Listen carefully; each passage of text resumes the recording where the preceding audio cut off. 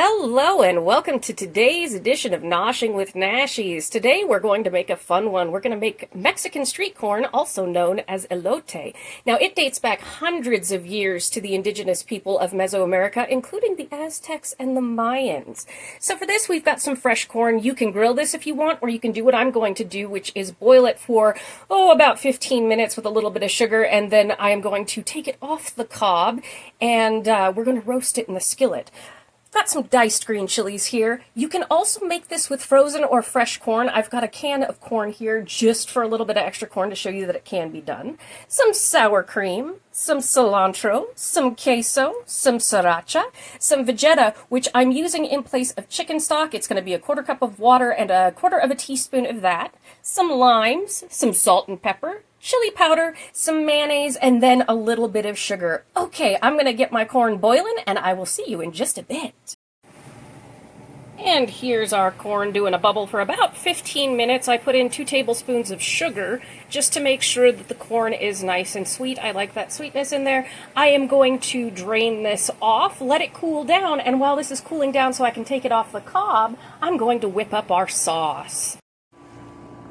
All right, let's get to making the sauce for our elote here. I have a 1/2 cup of mayonnaise in my bowl here. Technically it's a little more than a 1/2 cup because I want it saucy. We're going to go in with a 1/2 cup or so of sour cream. I have the kind in the pouch, which I find to be quite handy. I want a saucy street corn here. Then we're going to come in with a tablespoon of Sriracha sauce here, which again I'm going to be generous with because, well, I like it, so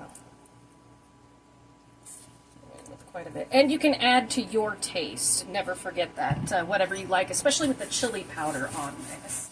Then we are going to go in with a 1/4 cup of chicken stock. Rather than doing that, I'm just going to do a 1/4 cup of water, roundabout. And then we're going to come in with some of this Vegeta, depending on how you say it, and rather than add salt, which is called for in this recipe, I'm just going to add a 1/2 teaspoon of this Vegeta, which is one of my favorite seasonings, and I will, in fact, this is what it looks like. It's a vegetable seasoning. I will link it in the description for you there. And then we are going to come in with some black pepper, however much you want.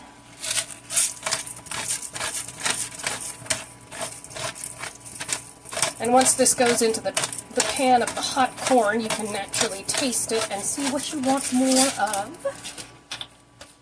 And we are going to go in with about a teaspoon of sugar. I'm going a little bit heavier on the sugar there.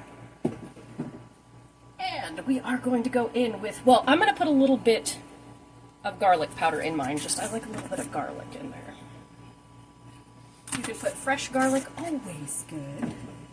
We're going to come in with a bunch of chili powder. Again, this is basically to taste. I believe, how much did it say in here? I'm using a recipe. It just says chili powder to taste, so however much you like. I'd say I put in about a tablespoon there. And then we're going to come in with some fresh squeezed lime juice. About 2 tablespoons more if you like. I prefer a little bit more.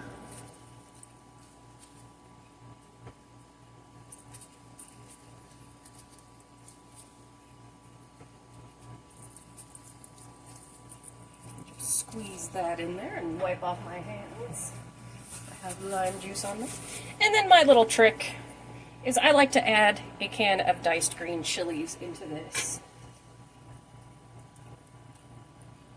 Honey is also a good addition to this, or a little bit of agave. You can put tomatoes in it. You can add chicken to this. You can make it rather than a side dish, you can actually make it a full dish if you like. And then we'll give this a little taste. Now, our cotija cheese and our cilantro go very last into the skillet when everything is finished, or if you're putting it in a bowl to serve at a table, that's when you would kind of sprinkle it on the top. This a little whisk and taste.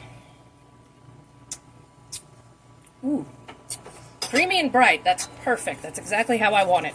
So I will put my measurements as well as this recipe into the description. Now I'm going to go take my corn off the cob and get it in the skillet, and I will see you then. All right, in my skillet, over medium heat, which is 5 on my stove, I have preheated 2 tablespoons of avocado oil, and we're going to go in with our riblets of corn.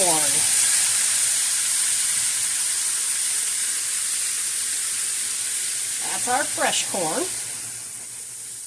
I'm just going to give this a zhuzh. And to get corn off the cob, all you do is make sure that your corn is broken in half so that you have a flat surface. You put it down on your cutting board and just slowly chop down on it, and the corn will come right off the cob.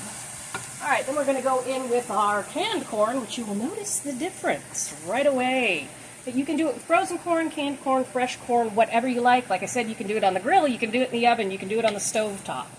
And we're just going to cook this until everybody gets just a little bit toasty. I won't make you sit through that. But I was watching doom scrolling the clock app the other day, and I guess it's a trend right now that it's hard to say 5 bowls of boiling oil in a southern accent. Well, I lived in Alabama for a while, and I had me a little bit of a southern accent while I was there. It's 5 bowls of boiling oil. It's not that hard. 5 bowls of boiling oil. It's easy peasy. The oil in the pan made me think of it, so I thought, make you guys laugh. But anyway, so we're just going to cook this up, char our corn a little bit, and then we'll come back in. I'm going to go take care of my cheese, break that up, and chop up some cilantro, and we'll come back for the sauce portion. I'll let you watch this toast up in fast motion.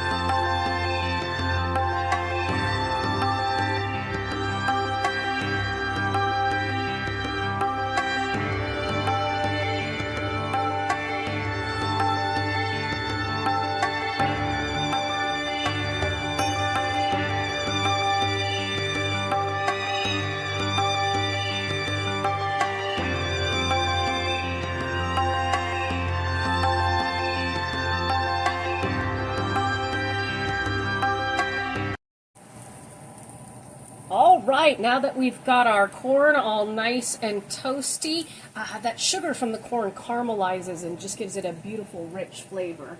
We are going to come in with our dressing / our sauce. And I have cut back my heat here to low, which is 2 on my stove. We don't want to burn anything or cause anything to curdle. Come in like that.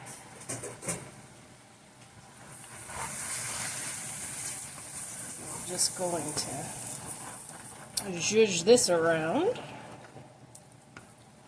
and it picks up that caramelization from the bottom of the pan.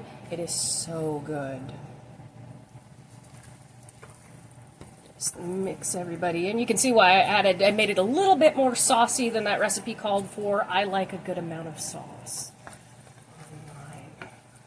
You just want to mix this through and make sure it's nice and warm. Oh, it smells so good. It was like popcorn in the house while this was toasting up. So good. All right, then we are going to come in with our cheese and our cilantro. And if you don't have cotija cheese, you can use feta, which is just fine. It's a little bit of a tangier, slightly more moist cheese. But it works just fine if you can't get your hands on a specific ingredient. Don't let one ingredient stop you from trying out flavor combinations, because not everywhere can get everything all the time, and that's okay.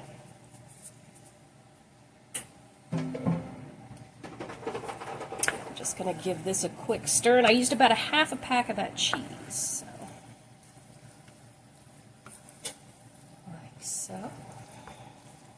And I am going to serve this right out of the skillet like so. All right, I'm going to plate everything up and do my finale here for you. I'll see you in a second. And here we have the finished product. Some beautiful Mexican street corn served up with some fajita meat on the side. Thank you so much for joining me for this edition of Noshing with Nashies. If you have enjoyed, please like, comment, share, and subscribe, and I'll see you in the next one. Bye!